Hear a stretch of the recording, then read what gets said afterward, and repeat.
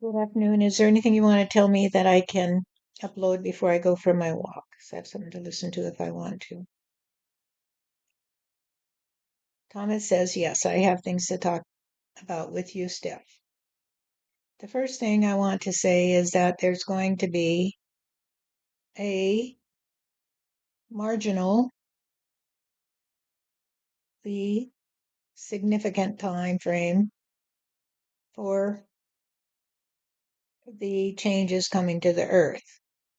What I mean by this is that the changes will happen very, very rapidly once the Earth passes a certain tipping point, you might say.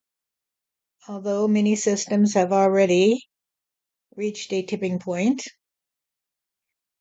the other systems will be impacted. It's like saying that if you have cancer, it can still be fixed, you might say, by chemotherapy or surgery. But once it passes a certain tipping point, the whole body will surrender to the invasion of destructive energy. So the Earth is very close to a point at which the cancer will have spread so far that it can no longer be contained through drastic measures in the various systems. In fact, you might say that time tipping point has already passed because there is no way you can do a surgical intervention or a chemotherapy on the Earth that will bring it back into alignment. So, in fact, the tipping point for the Earth has already passed. However, some of the systems on the Earth are still trying to regulate the energy of the Earth in the way they always have. However, their ability to do so is rapidly fading. As you know, all these systems are entwined in a very, very complex and intimate way. And the people who understand this say, well, we can't even predict what's going to happen. We can't even predict what's going to happen. Who among those scientists worried about it were predicting the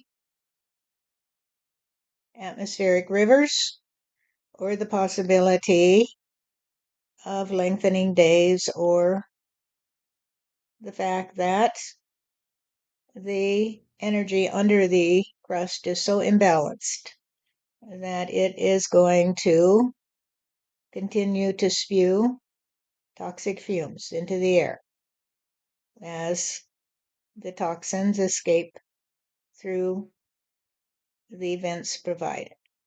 This is going to continue in addition to the various systems of which they are aware. As you know, a lot of people are totally unaware that it's not just a case of the earth warming up. Some parts of the earth will be frozen. They will be frozen, and life will not be possible there. And other parts will be so hot and dry that life will not be possible there for a long, long time. Because the systems that are regulating the temperature and the moisture on the earth are being impacted, you see, in such a way that they cannot continue to stay functioning in a viable way. So there is a very limited point of grace, you might say, before the organism can no longer raise its head and say, I think there's hope today. I think there's hope today. Because before the earth passes away, so to speak, it will continue to try to regulate itself in order to continue on the same trajectory. I'm not saying that the earth will die, people.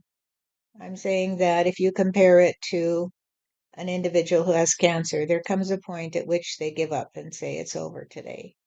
It's over today. I can't hang on anymore. I must go away. And that may occur to them months, weeks, or days, or even hours before that moment that they leave their physical form. And so the cancerous growth on the earth, you see, is causing God to say, we've got to fix this today. We've got to fix this today. And so God is continuing to work with you and those who understand the Trinity. Those who cannot understand the Trinity will not understand how to work with God today to find a blended family of those who trust on growing into a community that will be directed in the coming days. So God will protect them and God will say, thank you, little members of humanity who chose to trust on me to keep you healthy, you see. And so there will be a group of cells that will remain healthy and will not succumb to the cancerous growth on the earth today. And they will say, well, we just have to hunker down and get through the next 500 or 600 years in a community of people who will work together. The population of the earth will be decimated. It will be simply decimated. And many places that are now thriving will be uninhabitable. However, those who trust on God and are able to communicate with God and listen to God and not try to control God and tell God what to do will find a friend in the Almighty powers that be. Because the Almighty powers that be, you see, are waiting for humanity to reconnect. And so those people will be free of anxiety about the ultimate trajectory because they'll trust on God, you see, and they'll just say, well, God has it in hand and God will work with them. You know that you have a role to play and you've been reluctant to stand up and say, I know the way, I know the way. Because what has happened is that humanity has lost their trust on the third option, you see. They have lost their trust on the Trinity. And they exist either as a limited one-dimensional being or as perhaps a two-dimensional being. If they are particularly intelligent and kind, they will understand two-dimensional experience. However, in order to ascend the ladder, you might say, back to where you began, as a trinity, it requires the trust on something new, you see. So, as you know, it is the very fact that the world is in such a fix today that has created this new way to survive. Because it had to be, it had to be. As long as the pressure was not on, people were willing to stick to that old time religion of the singularity and the duality. However, they could not understand the Trinity, and it was too much work for them to say, hey, I'll just talk to God today, and I will be reconnected with heaven, you see, because they are trained that it is an impossibility, and so they just don't put in the work to do it. In your case, you have been fulfilling your role lifetime after lifetime after lifetime after lifetime to hold on to the trust on reality. So you've always trusted in the Trinity, in the fact that you have trusted on God energy inside you. So you are aware that you are part of a Trinity. And so you are equal partner with God and with the world you see, because the three parts of the Trinity are you, God, and reality. And it is the same for me and everyone. That this is the mystery that they can't quite wrap their heads around, that the moon follows everyone, so to speak. And yet there is only one moon. And so, through your willingness to step out and say, hey, I know the way, I know the way, I know the way, people will be able to come back into realization that what you say is true. What you say is true because the times require a new point of view. The times on earth are going to be so harsh that those who cannot understand the Trinity will not survive the onslaught of destructive energy. And they'll have to take the trip in their soul identities to keep working through the dark energy that sticks to them like glue. And so they may have to go through many, many, many, many war lifetimes before they can arrive at a trust on the Trinity. So we talk to you very clearly because you trust on me to be a part of your reality. You say, Thomas, you are real, and I am real, and God is real, because this is reality. It is reality.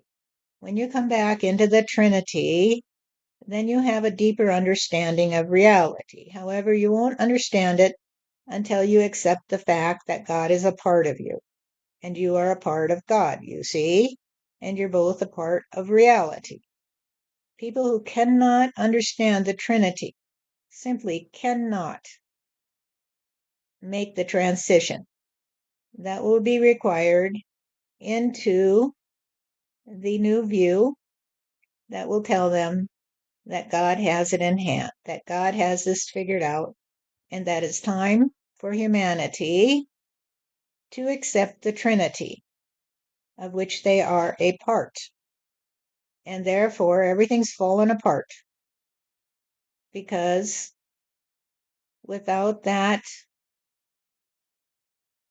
necessity, there could not be this trust on another way, because people would just keep playing in the same old way and say, if I stand up and talk to people and say that God talks to me in this way, and Thomas talks to me, and others talk to me, they will just run away and maybe lock me up in their mental institutions, or at least isolate me and say, you're crazy, lady, old lady, and we don't want to play your way. However, God has it in hand. God has it in hand today. And those who are stuck in the band of energy to which they cling because they simply cannot get their heads around the fact that you are able to communicate with me and with God, you see, in a very, very potent way that will help to save humanity. They just can't get their heads around it because they cling to a trust on either the singularity or the duality, that they are either single and supreme because they are so simple in their reality that they see themselves as separate from their world and from God, you see. And the people who trust on duality, who don't trust on God, perhaps, but they trust on the fact that they are integral part of their own reality. So they trust on the fact that they and the world work in harmony. However, they have not got the third leg yet. They haven't got the third leg that would tell them that there is a Trinity. This is the imbecility of religion, you see, that it talks about a Trinity, but it is incomprehensible to those who trust upon having God in the bottle on the pulpit, you see, and that they can tell God what God must be. They can tell God what God must be because God must be exactly like them, you see. And if they hate others and they condemn others to hell, then that must be the way that God plays. And God says, how stupid you are, but if you want to play that game, then play it, because I'll go along with it, you see, until I'm so tired of it. And I find those who will play a different way that I'll just say, the hell with you, because that's what you gave to me. You gave me hell. You said that I was the one who decided who would go to hell, and so I'll send you all to hell and dispel your trust on being so high and mighty, you see, that you can condemn others to hell. I'll just send you to hell.